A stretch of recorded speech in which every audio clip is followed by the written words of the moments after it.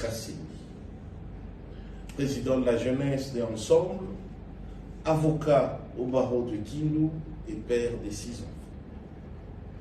Le corps du disparu est à la morgue de l'hôpital Mahon, où affluent de plus en plus des blessés graves. Parmi ces blessés, on relève le directeur des campagnes adjoint du Premier ministre Matata Ponyo, M. Godard Bilengue, qui a fait l'objet de 6 points de suture au regard des jets de pierre reçus. Des sources concordantes attestent que des assaillants ont lapidé les cortèges depuis l'enceinte de la résidence du gouverneur Idrissa Mangala. Des tirs d'armes à feu ont été entendus de manière régulière pendant cette opération. Cette agression, manifestement préméditée, est la suite logique de la décision arbitraire du dit gouverneur d'interdire d'abord l'accès à la tribune des manifestations, après que les candidats Tshisekedi, Félix Antoine, de son obédience politique, aient tenu sa campagne, en alléguant les risibles motifs des démarrages des travaux d'entretien. Dans la nuit d'hier, M. Mangala a instrumentalisé les éléments de la police nationale et de l'armée pour démanteler les travaux d'érection du podium de la place Mapon, qui avait été choisi comme solution alternative à ces atteintes délibérées à l'accès à l'espace public. L'opinion se souviendra déjà de l'agression dont avait été victime Salomon Idi Kalonda Dena, actuel prisonnier politique du pouvoir, lors de son enrôlement, selon les mêmes modus operandi, de la part des mêmes autorités de la famille politique du président Tshisekedi. En dépit de l'assassinat ignominieux des chérubins au Kenya, de l'arrestation arbitraire de l'honorable Mike Mukebai Kosso, de la mise en clandestinité de l'honorable Daniel Safou Uchengu, et de toutes les provocations, notamment l'interdiction décrétée par les services des avions des campagnes clouées au sol en Afrique du Sud, dont nous réclamons encore la libération pour rejoindre l'équipe de campagne du président Katumbi. Moïse Katumbi et sa famille politique demeurent attachés aux valeurs de paix, de démocratie, de liberté et de vivre ensemble inscrites dans notre Constitution.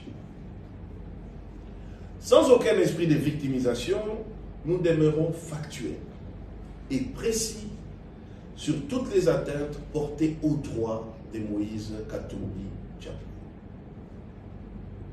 Le climat d'intolérance, l'utilisation abusive des services de l'État au profit du candidat Félix Tshisekedi et les discours de haine reflètent les désarrois d'un camp politique qui a raté lamentablement les débuts de sa campagne électorale, exposé à la débâcle et au rejet de notre peuple face à la vacuité abyssale de son bilan.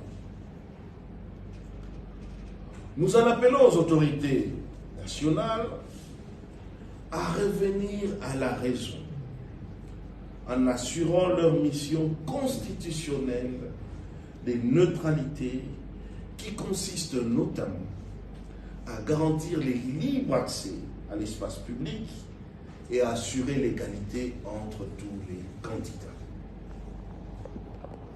Nous en appelons aux observateurs, tant nationaux qu'internationaux, à toutes les organisations de défense des droits humains, de mener des investigations sérieuses sur les attaques des Kindu. Nous en appelons à nos partenaires attachés aux valeurs démocratiques d'activer instamment les régimes des sanctions contre les responsables qui s'emploient à empêcher la tenue des élections libres et démocratiques dont les résultats reflèteront la volonté du peuple congolais.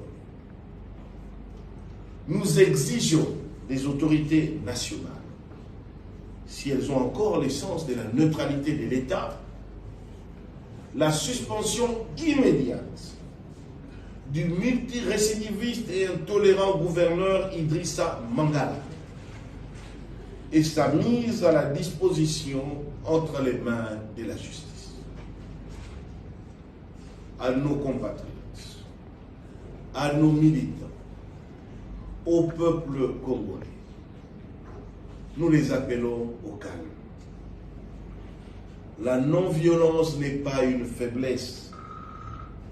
Nul n'a le monopole de la violence. Ne cédons pas à cette arme des faibles. Elle constitue aujourd'hui les derniers recours d'un régime aux abois et sans bilan, en proie à la peur de voir le peuple lui reprendre le pouvoir. Je vous remercie. Voilà, on va passer à la